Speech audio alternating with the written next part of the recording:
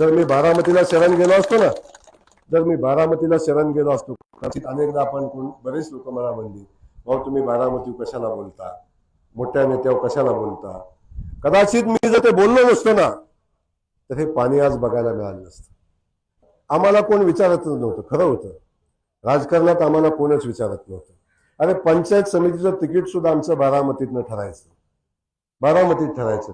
ग्रामपंचायतीचा सरपंच कोण व्हायचा हे फलटणात ठरायचं, नाही तर साताऱ्यात ठरायचं. आपल्यात ठरत नव्हतं ते कधी.